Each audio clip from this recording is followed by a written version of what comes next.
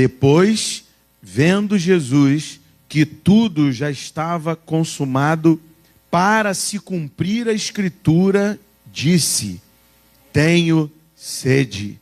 Amém. Senhor, muito obrigado pela tua poderosa palavra, pelo cumprimento, ó Deus, de todas as profecias, de todos os teus anúncios, de tudo aquilo que o Senhor declarou, tudo foi cumprido e tudo se cumprirá. Não há falha, Senhor, na tua palavra. Não há nada na tua palavra que não tenha sido cumprido em Cristo Jesus. E não há nada que na tua palavra, na palavra do teu Filho, que não se cumprirá na consumação dos séculos. Deus, só temos a ti e a ti somente. Por favor, derrama o teu Espírito sobre nós, para mais uma vez sermos convencidos do pecado, da justiça e do juízo.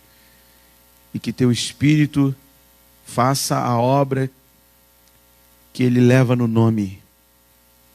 Que teu Espírito nos santifique esta noite. O teu Espírito Santo nos separe um pouco mais hoje deste mundo. E cada dia nos separe mais. Em o nome de Jesus. Amém. Pode tomar seu lugar, querido. Fizemos 2 leituras no início. Se você não pegou essa leitura, faço votos que você faça essa leitura. Já era uma introdução para nosso estudo, nossa meditação. E eu quero, antes de continuar, fazer aquilo que temos feito toda quinta-feira. Lembrar das palavras da maior glória da nossa vida. As palavras proferidas pelo Santo de Israel no Calvário. Vamos dizer todas elas? Pai, perdoa-lhes, porque não sabem o que fazem. Sequência. Hoje mesmo estarás comigo no paraíso. Mulher, eis aí teu filho. Deus meu, por que me desamparaste? Tenho sede. Está consumado. Pai, em tuas mãos entrego meu espírito. Amém. Essas são as palavras. Se você não anotou ou não leu, por favor, depois anote, ou faça isso agora mesmo. Nós fizemos 2 leituras no início. Salmo 22, versículo 15 e Salmo 69, versículo 21. Salmo 22, versículo 15 e Salmo 69, versículo 21. Por que faço questão que, não agora, mas faça a leitura desse texto, desses 2 versículos? Porque eles falam a respeito do que nós acabamos de ler aqui. O que está escrito aqui é muito precioso, muito poderoso. Parece simples essa, que é a 5ª palavra do Calvário. Parece algo trivial, algo que não tem muita importância, algo de menor importância diante de palavras como Pai, perdoa-lhes. Como hoje mesmo estará comigo no paraíso. Como mulher, eis aí teu filho, aquela palavra de amparo. E como a palavra que nós meditamos até a quinta-feira da semana passada, e eu lendo e relendo de novo, eu quase que não consigo sair daquela palavra. Deus meu, por que me desamparaste? A palavra que demonstra as consequências do pecado. Aquilo que o pecado provoca. A separação de Deus. O abandono. O vácuo da alma. A ausência completa de sentido na vida. É a consequência do pecado. E Jesus, ele, mais uma vez eu quero dizer isso, é muito importante isso. Pode parecer que não, mas é muito importante. Se você meditar, se você se aprofundar na palavra de Deus, na escritura sagrada, nas profecias, você vai entender o quanto é importante saber disso. Jesus não pecou, meu irmão. E na cruz, ele continuou sem pecado.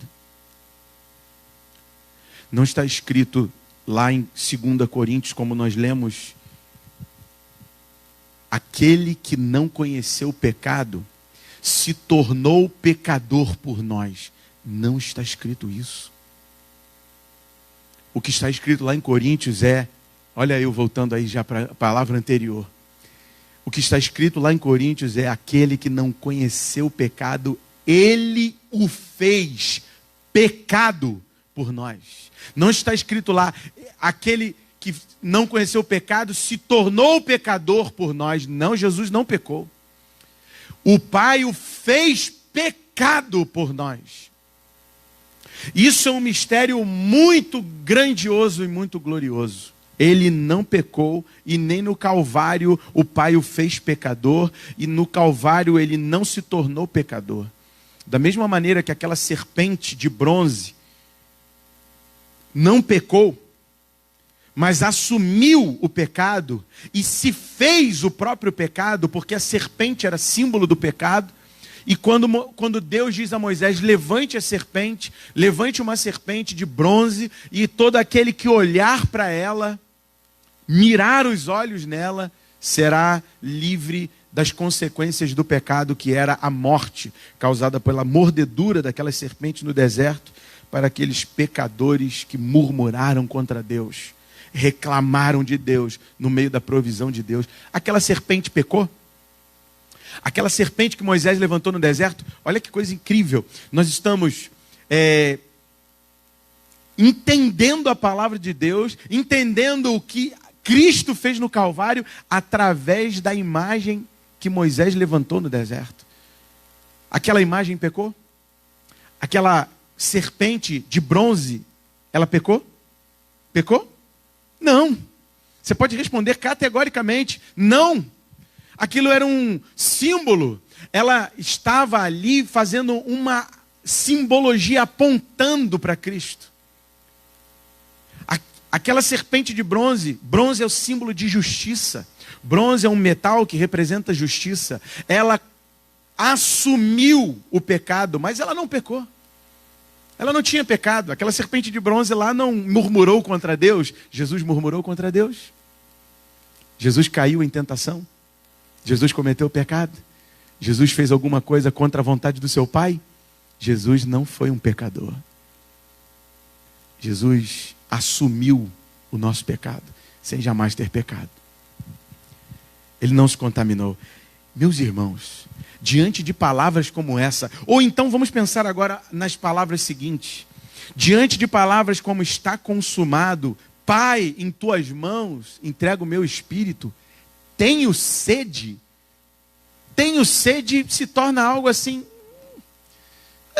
Para que essa palavra? Para que a gente vai pensar sobre isso? Para que a gente vai meditar nessa palavra? Meus irmãos, toda vez que eu penso nisso e olho para essa palavra, eu fico pensando assim: caramba, o quanto eu preciso aprender. O quanto eu não sei. O quanto o Espírito tem a nos ensinar todos os dias. O quanto eu preciso da palavra de Deus todos os dias. O quanto a palavra de Deus se renova todos os dias, como aquele maná.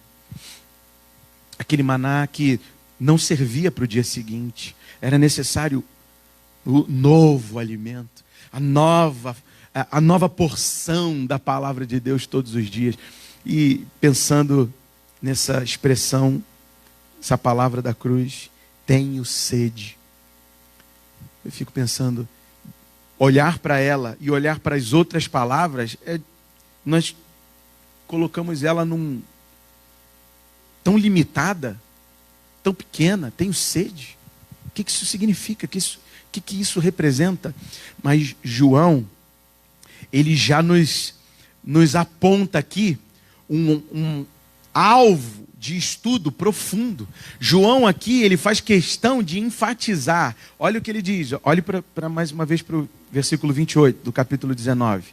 João 19, 28. Depois, vendo Jesus que tudo já estava consumado. Ou seja, vendo Jesus que tudo aquilo que foi profetizado já estava sendo concluído, concretizado, executado. Ele disse, olha que coisa interessante. Depois, vendo Jesus que tudo já estava consumado, para se cumprir a Escritura, disse: tenho sede. Para se cumprir a Escritura, ele disse: tenho sede. Jesus não está alheio à palavra de Deus. Jesus, ele não está vivendo simplesmente assim. As palavras foram ditas e ele simplesmente conhece as palavras, as profecias a respeito dele, e simplesmente ele sabe, e ele não está se preocupando muito em querer cumpri-las. Não. Ele é autor e consumador das palavras. Ele é aquele que inspira Davi a dizer, a falar sobre a sede de Deus no capítulo 22, e ele é o mesmo que inspira no Salmo 69 o salmista a dizer fel, vinho com fel e vinagre. Meu Deus! O autor da profecia é também aquele que conclui a profecia, não fora de si, em si mesmo. O Pai da eternidade, o príncipe da paz, o autor e consumador da nossa fé, ele é aquele que dá a palavra de profecia, como toda a profecia que ele deu a Isaías a respeito do Calvário, em Isaías 53, as dores, o sofrimento, a escassez, a sede. Ele mesmo dá a palavra, ele mesmo conclui a palavra, mas ele se forma e se torna a própria concretização da palavra. A palavra foi concluída no seu próprio corpo, na sua própria vida. Isso é tremendo, meu irmão. Isso é tremendo. Para que se cumprisse a Escritura, toda a palavra de Deus foi cumprida em Jesus. Jesus fez questão de cumprir tudo o que tinha sido dito a seu respeito. Tanto nos Salmos, quanto nos profetas, quanto no Antigo Testamento, tudo que foi dito a respeito dele na Torá, na lei de Deus, tudo foi concluído perfeitamente. Ele concluiu todas as Escrituras, toda a palavra de Deus.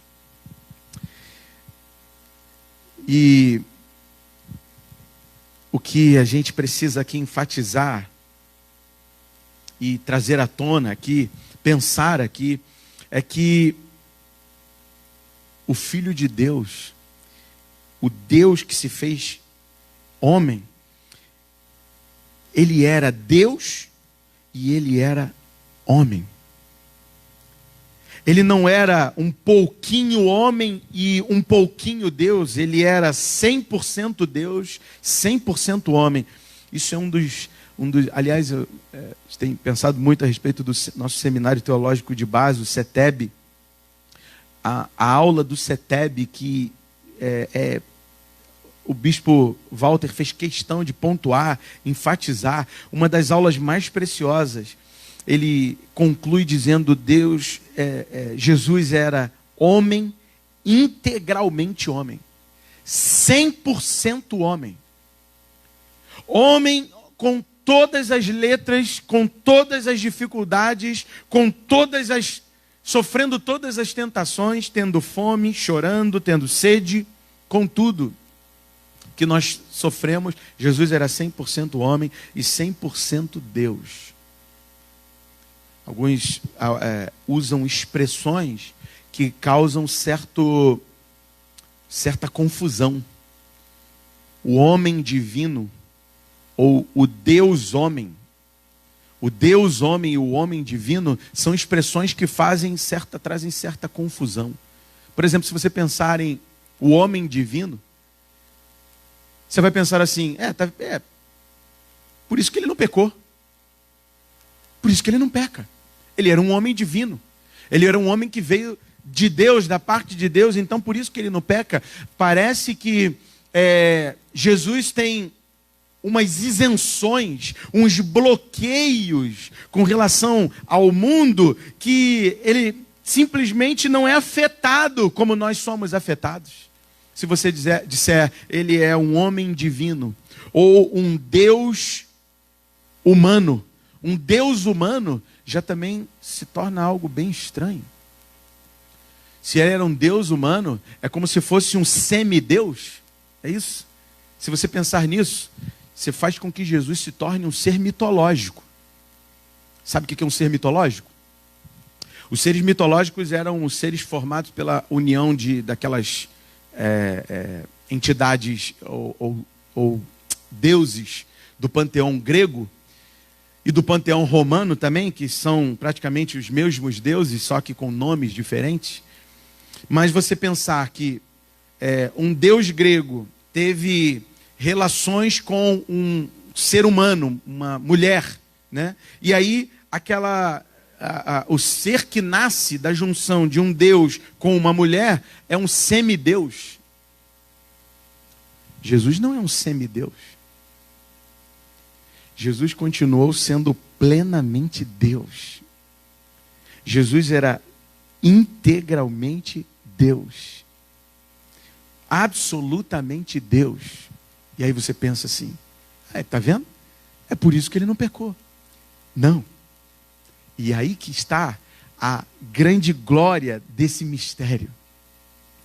Ele era 100% Deus, ele continuou sendo 100% Deus, mas ele diz, o apóstolo Paulo, no poder do Espírito Santo, o que ele escreve em Filipenses, daqui a pouco a gente vai lá, o que ele escreve em Filipenses é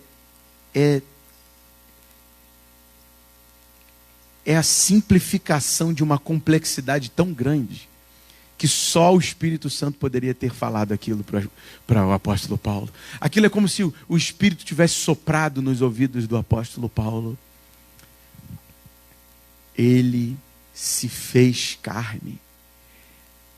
Ele não julgou com usurpação ser igual a Deus. Antes a si mesmo se esvaziou. Aquele que era 100% Deus, um com o Pai, um com o Espírito, o Deus que esteve na criação, o Pai da eternidade, era 100% Deus ali, só que ele não utilizou a sua glória divina, ele não julgou com usurpação, ele não se apropriou do seu poder divino para viver aqui na terra como homem. E o apóstolo Paulo usa a palavra que é o ápice de toda a revelação que o Espírito pode ter feito a respeito de Jesus para nós. Ele esvaziou-se. O dono dos rios, o dono das fontes de água, o dono da fonte de água da vida, ele disse: tenho sede. Porque ele se esvaziou. Porque ele teria nele mesmo, no seu próprio interior, com o poder de Deus, que ele era Deus, ele teria em si mesmo o poder de se autodescedentar, de suprir sua própria sede em si mesmo. Só que isso não acontece na cruz e em momento algum. Ele não julgou com usurpação ser igual a Deus, significa ele não usou o poder de glória divina, ele viveu 100% como homem. E o nosso bispo ele usa uma expressão muito interessante, é como se ele tivesse não abandonado, ignorado e jogado por terra, ou lançado fora o seu poder e a sua glória divina. Não, simplesmente ele entrega na mão do Pai esse poder. Ele deixa com o Pai a sua glória e a sua majestade. Porque ele desceu de sua glória. Ele estava lá e ele desce da sua glória. E quando ele desce da sua glória, toda a sua majestade ficou nas mãos do Pai. E agora ele se torna alguém como qualquer um de nós. Mesmo sendo obra do Espírito, porque Jesus não era filho biológico de José. José não era Deus. ele era obra do Espírito no corpo de Maria, mas ele foi criado, formado, estabelecido no ventre de Maria, como qualquer um de nós. Ele foi aquele ser microscópico. Ele foi aquele pequeno ovinho dentro do ventre de Maria. Maria é simplesmente uma pessoa agraciada por Deus para que o Pai formasse seu filho ali no ventre dela. Mas ele foi como qualquer um de nós. Foi um bebê com necessidades. Ele se fez alguém com necessidades. Sabia que Jesus mamou? Sabia que Maria amamentou o Filho de Deus? Se Jesus fosse Deus e usasse o seu poder divino ali, ou melhor, se ele usasse seu poder divino ali, ele era Deus, mesmo no colo de Maria, mesmo sendo sustentado por Maria, amamentado por Maria, ele era Deus. Mas se ele estivesse usando seu poder de glória, de autossuficiência, porque ele é em si mesmo. Por isso, quando ele se apresenta a Moisés, ele disse: eu sou o que sou. Eu sou suficiente em mim mesmo. Eu sou desde todos os séculos. Nós não podemos dizer isso. Você não pode dizer isso. Eu sou o eu sou. Eu sou satisfeito em mim mesmo. Não. E ele não poderia saciar a sua própria fome, sua própria sede quando bebê, e nele mesmo ali, em si mesmo, se alimentar e se dessedentar. Não, mas Maria fez isso. Isso é uma obra maravilhosa. E eu quero simplesmente dar esse pontapé inicial, dizendo para você o seguinte: Jesus não é um semideus, como os gregos e os romanos formalizam ou entendem que sejam os suas entidades, seus deuses. Jesus não é um semideus. Jesus era Deus, 100% Deus. Porém, deixou sua glória com o Pai. É como se ele fizesse assim: Pai, eu vou deixar a minha majestade e a minha glória contigo, para depois reavê-la. Depois que eu concluir a obra, depois que eu fizer tudo, depois que eu viver como um homem simples da Galileia, como qualquer outro homem, trabalhador, com dificuldades, pobre, simples. Depois que eu fizer toda a tua vontade, eu subo e vou reaver a minha glória que estava com o Pai. Ele não julgou com usurpação ser igual a Deus. Mas ele, quando desce, ele se esvazia. 100% homem. Você pode falar, repete isso comigo. Jesus era 100% homem e 100% Deus. Isso. Ele não era um Deus homem e nem um homem divino. Ele não era um semideus. Ele não era metade Deus, metade homem. E esse é o grande mistério.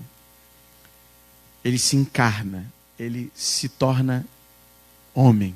O verbo se fez carne. A palavra de Deus é cumprida. A palavra de Deus é consumada em Jesus. Isso é tremendo, é maravilhoso.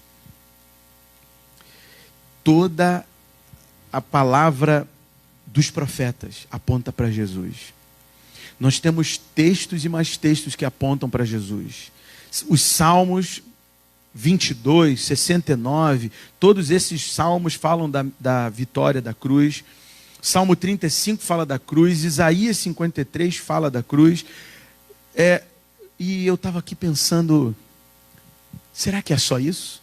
Eu queria ler só 2 versículos contigo. 2 versículos contigo. Lembra, nós lemos 2 versículos no início, apontando para Jesus, apontando para exatamente o momento da sede, que ele tem sede na cruz. E eu queria ver 2 versículos contigo. fora dos convencionais que a gente conhece, que apontam diretamente para Jesus. Você pode abrir comigo, por favor? Em Isaías 63, não 53, mas 63, por favor. Nós vamos encerrar com esses 2 versículos. Isaías 63.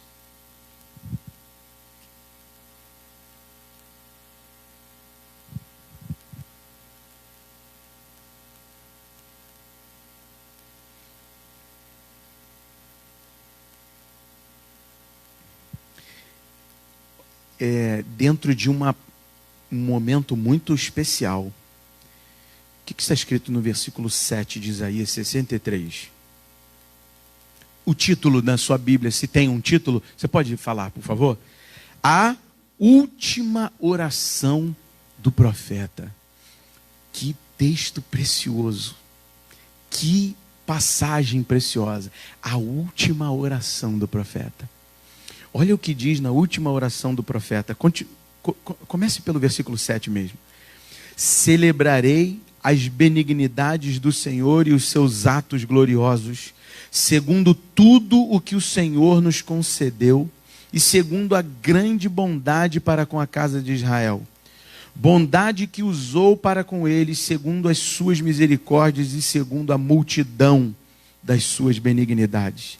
Porque ele dizia, certamente eles são meu povo, filhos que não mentirão, e se lhes tornou o seu Salvador. Agora, acompanhe com os seus olhos o versículo 9.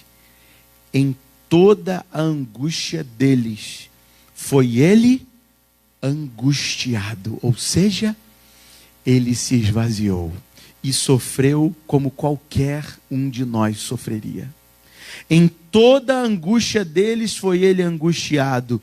E o anjo da sua presença os salvou. Pelo seu amor e pela sua compaixão, ele os remiu. Os tomou e os conduziu todos os dias da antiguidade.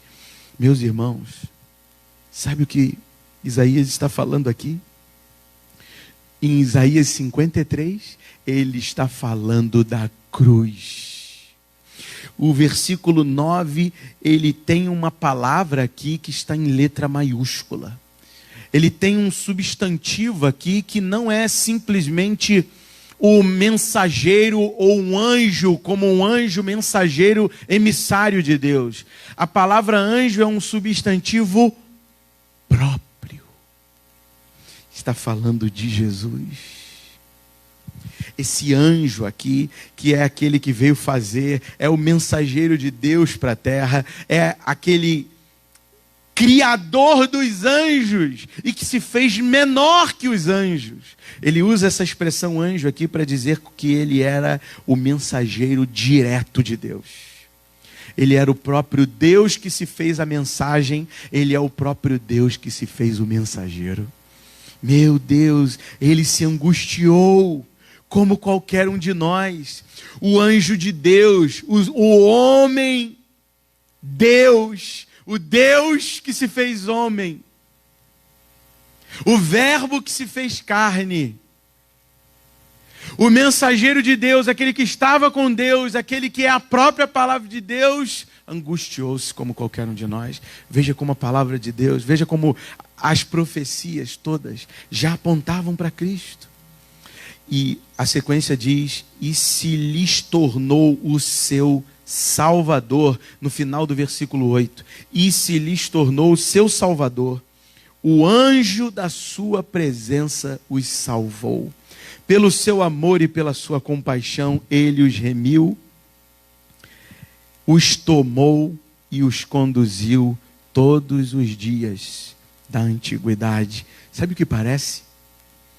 Parece aqui que Isaías entrou lá na concretização da história. Parece que Isaías foi no dia da consumação dos séculos, no dia da volta de Cristo. E ele está dizendo que ele os tomou, os guardou, os remiu, os conduziu todos os dias antes da consumação dos séculos. Ele não está fazendo isso conosco? Ele não está fazendo isso conosco? Nos tomando, nos guardando, Ele nos remiu, Ele nos salvou, Ele tem compaixão, Ele pelo seu amor está nos guardando por todos os dias, até o último dia. O que Ele está apontando aqui é como se Isaías estivesse na concretização e estivesse olhando para trás. Ele os guardou na antiguidade, desde até o dia da consumação dos séculos, para trás. Jesus é o Salvador de todos os homens. Jesus é o Salvador de Isaías. Jesus é o Salvador de Jeremias. Jesus é o Salvador de Davi. Jesus é o Salvador de Moisés. Jesus é o Salvador de Noé. Jesus é o Salvador de Abraão, de Isaac e de Jacó. Jesus é o nosso Salvador. Ele é o anjo que estava na presença de Deus. O anjo da sua presença se angustiou, foi angustiado como qualquer um de nós. Nós estamos falando da conclusão. E o que isso tem a ver conosco? O que esse esvaziamento de Jesus tem a ver conosco? Lá em Filipenses diz, nós não vamos ler agora, mas lá em Filipenses, Paulo começa o texto dizendo assim: tende em vós o mesmo sentimento que houve também em Cristo. Tende em vós o mesmo sentimento que houve também em Cristo Jesus. O sentimento que ele vai dizer é o sentimento de abrir mão de sua própria vontade para fazer a vontade do Pai. O sentimento que Jesus teve na cruz, o sentimento que Jesus teve ao longo de toda a sua vida, de toda a história que ele viveu sobre essa terra, é o sentimento de fazer toda a vontade do Pai. E ele só pôde fazer isso quando ele se esvaziou.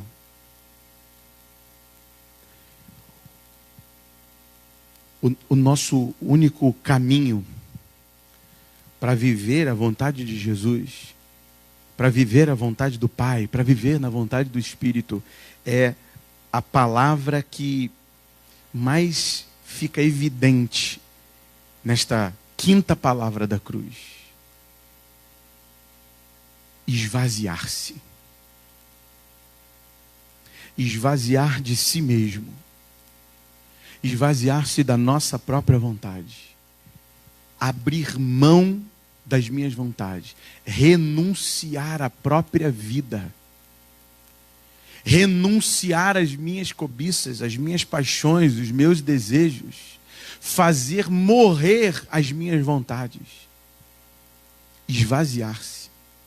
A palavra tenho sede. Ela aponta diretamente para um esvaziamento. O Filho de Deus esvaziou-se de toda a sua vontade para fazer a vontade do Pai. O Filho de Deus que poderia se autossaciar e saciar a sua própria sede, ele diz aos homens: tenho sede. Porque ali na cruz ele está cumprindo toda a vontade do seu Pai. E João diz, ele fez isso para cumprir a Escritura. Queria te perguntar, como tem sido o teu desejo, o teu anseio de cumprir a palavra de Deus? Antes de nós nos chegarmos à mesa, é necessário julgar a nós mesmos. É necessário colocar a nossa vida na balança e pesar a nossa vida e pensar: eu tenho sido achado em falta? E a conclusão que todos nós temos que chegar aqui é: tenho. Tenho sido achado em falta? Tenho.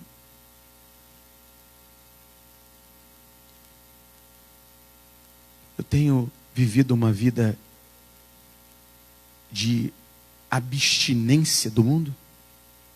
Eu tenho esvaziado o meu ego? Ou eu estou procurando inflar o meu ego cada vez mais? A sociedade de hoje está cada vez mais apaixonada por si mesma. Os homens ficam cada vez mais egocêntricos. O apóstolo Paulo disse que nos últimos dias os homens se tornariam egoístas. Egoístas ali, a palavra grega para egoísta é os homens. Aliás, a tradução, uma das traduções mais antigas que nós temos, a Almeida Revista e Fiel, ela diz assim: nos últimos dias os homens se tornariam amantes de si mesmos. Nunca houve uma sociedade que olhasse tanto para o espelho e amasse tanto a própria autoimagem e se inflasse tanto consigo mesmo. Será que nós temos nos esvaziado? Porque a palavra de Jesus, quando já estava sofrendo as dores do Calvário, as dores da cruz, antes de se apropriar do cálice da ira de Deus, Jesus fala algo muito sério. No Getsêmani. Ali é o lugar da prensa da azeitona. Getsêmani é local de prensa de azeitona. A palavra Getsêmani significa isso. É na prensa da azeitona. Você já viu a fabricação de uma azeitona? Melhor, do azeite. Já viu a fabricação do azeite? Na fabricação do azeite são várias prensas pesadas em cima da azeitona, do alimento, do fruto, e a prensa esmaga a azeitona, e é a partir dali que flui o azeite extra virgem, o melhor azeite. E eu estava vendo que são várias camadas de prensa. Prensa-se uma vez, filtra-se, pega de novo aquela borra de azeitonas, prensa de novo, filtra de novo e vai até extrair o melhor do azeite. Getsêmani é isso. E lá no Getsêmani Jesus falou assim: Pai, se for possível, me livra dessa dor. Contudo significa acima de tudo. Não considerando a minha vontade, contudo significa não considerando a minha vontade, seja feito como tu queres. E Jesus orou isso por 3 vezes. Pai, se possível, me priva dessa dor, me livra dessa angústia. Contudo, acima de tudo, acima da minha vontade, seja feito o que tu queres. E nesse momento Jesus é como se ele estivesse sendo prensado. Ali ele já sangra, ali ele já chora lágrimas misturadas com sangue, tamanha angústia que ele já está pré-sofrendo, pré-sentindo, pré-vivenciando. Você está disposto a isso? Você está disposto a abrir mão da sua vontade? Você está disposto a viver e ser, muitas vezes, esmagado pelas mãos do oleiro,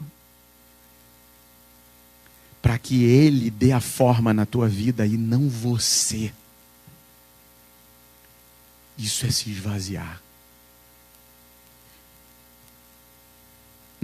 Nessa hora, o que nós precisamos confessar a Deus é que ainda falta muito.